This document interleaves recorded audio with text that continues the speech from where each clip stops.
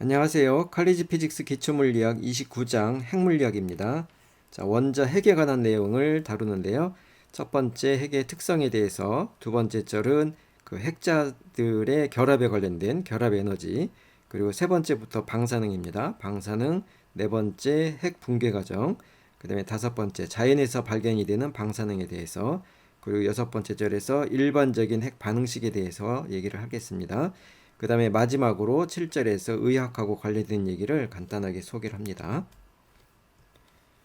자, 그래서 첫 번째 29장 1절에서 핵의 특성을 얘기를 할 건데요.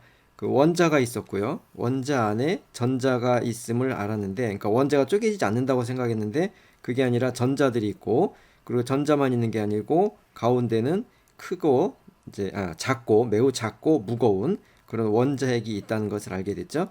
근데 요 원자핵도 내부를 들여다보니까 요게 단일 알갱이가 아니라 핵자라는 것들이 뭉쳐서 원자핵을 구성하고 있다 하는 것을 알게 됐습니다. 그래서 핵은 핵자라는 그 알갱이들, 더 작은 알갱이들로 이루어져 있다인데요. 이때 핵자가 양성자하고 중성자로 구분이 됩니다. 그래서 양성자, 중성자를 핵자라고 이제 통틀어서 핵자라고 그러고, 물론 이제 양성자하고 중성자를 구분해야 되는 이유는 있죠. 이 물리적인 성질이 서로 다르기 때문에 양성자, 중성자는 다른 알갱이인데요. 근데 그 핵을 구성하는 그 기본 알갱이로 생각하는 입장에서는 핵자로 같이 묶어서 말을 합니다. 그럼 이런 그 핵의 특성을 우리가 양성자하고 중성자의 이 조합으로부터 핵의 특성을 표현할 수가 있는데요. 그래서 세 가지 숫자를 기억을 해야 됩니다. 원자 번호가 있고요. 그 다음에 중성자 수가 있고 질량수가 있는데, 핵을 표현할 때는 이 원자 번호하고 질량수를 이용해서 핵을 표현합니다. 자, 원자 번호는 우리가 그 화학에서 주기율표를 공부를 한 사람들은 익숙하게 들어서 알고 있는 거죠. 그 주기율표상의 순서대로 번호를 매긴 건데, 그것이 알고 보니까 핵 속에 있는 양성자 수랑 같더라 하는 겁니다. 그래서 양성자 수가 원자 번호이고요. 그 다음에 그러면은 그 양성자하고 중성자로 핵이 이루어져 있으니까 나머지 중성자도 있을 거죠. 그래서 중성자의 개수를 n이라고 구분했을 때, 근데 이제 실제로 핵에 표현에는 이 중성자 수를 직접 표현하진 않고 질량수라는 것으로 표현을 합니다. 주의할 것은 이게 질량이 아닙니다. 질량이 아니라 질량하고 관련돼 있지만 숫자입니다. 숫자. 그래서 이것은 핵 속에 있는 핵자 전체의 수를 질량수로 표현을 하는데요. 그러니까 질량수 A는 그 양성자 수가 원자 번호만큼 있고, 그 다음에 n개의 중성자가 있다 그럴 때 이 둘을 합한 것이 그 질량수가 됩니다. 그래서 역으로 중성자 수를 알고 싶다 그러면은 질량수에서 원자 번호를 빼면 중성자의 개수를 알아낼 수가 있는 거죠. 자, 그래서 이게 원자 번호는 화학 양성자의 수가 전기적인 성질을 결정해 주기 때문에 화학적인 성질을 이제 원자 번호가 정해지면 그것에 대응하는 화학적인 성질을 갖게 되는 거고요.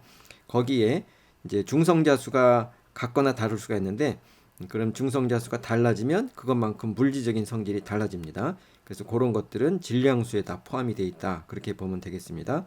자, 그래서 핵을 표현하는 방법은 기호는 원소 기호가 있죠. 주기율표상에 표현이 되는 원소 기호, 뭐 수소다 H, 또는 탄소다 C, 산소다 O, 이런 기호들 있죠. 이런 원소 기호에다가 그 원자 번호하고 질량수를 표시를 해주면 됩니다.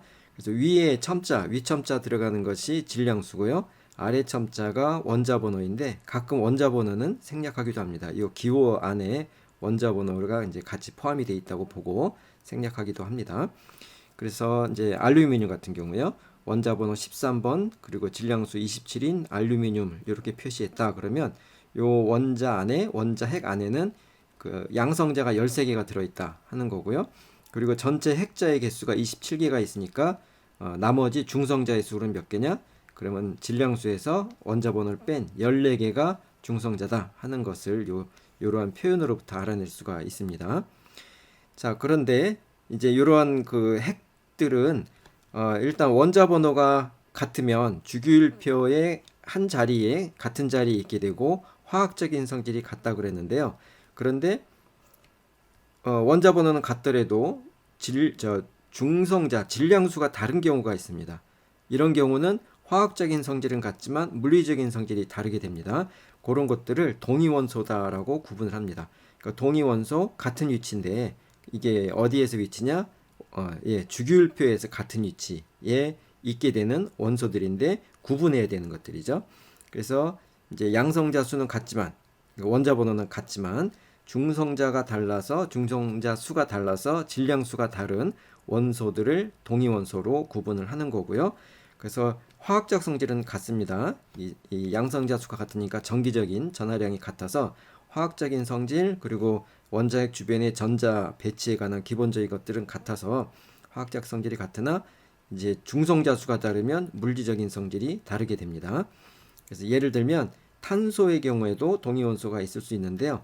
C11, 또 12, 13, 14 하는 식으로 모두 다 원자 번호가 6번이지만 질량수가 11부터 14까지 달라지는 경우가 생기고 자연계에서 이제 발견이 되는 탄소는 98.8%는 요 C12입니다. 안정적인 게. 근데 가끔 C13이 발견이 됩니다. 이런 것들이 동위원소입니다. 그 다음에 수소의 경우에도 동위원소가 가능합니다.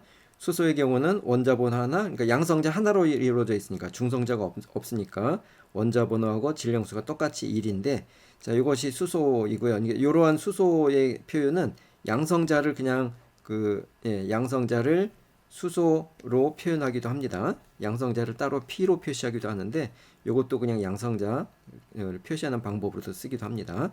자, 그런데 여기에 질량수가 하나 늘어났어요. 그럼 양성자하고 중성자가 덩어리져 있는 그런 수소, 이런 것을 중수소라고 그러고요. 중수소의 경우에는 D라는 기호를 쓰기도 합니다. HE를 쓰기도 하고 그냥 D를 쓰기도 합니다. 그 다음에 여기 중성자가 하나 더 들어가면은 핵자가 3개가 되는 거죠. 그것은 삼중수소가 되는 거고 얘는 T라는 기호를 쓰기도 합니다. 자, 이런 것들이 동위원소다 하는 거고요. 그러면 이제 얼마나 물리적인 성질이 달라지느냐? 이제 그거는 그때그때 상황에 맞춰서 조사를 더 해봐야 되죠. 어쨌건 주기율표상에서 위치는 같지만 그 질량수가 달라서 중성자 수가 달라서 질량수가 다른 원소들을 동위원소로 구분을 한다 하는 거고요. 결국 핵반응이라는 것은 이런 동위원소들이 존재하기 때문에 이런 핵이 동위원소 중에 안정된 애들이 있고 불안정한 애들이 있고 한 것이 불안정한 애들이 변화되면서 그 다른 원소로 바뀌는 그런 경우들이 이제 핵반응을 나타나게 되는 겁니다.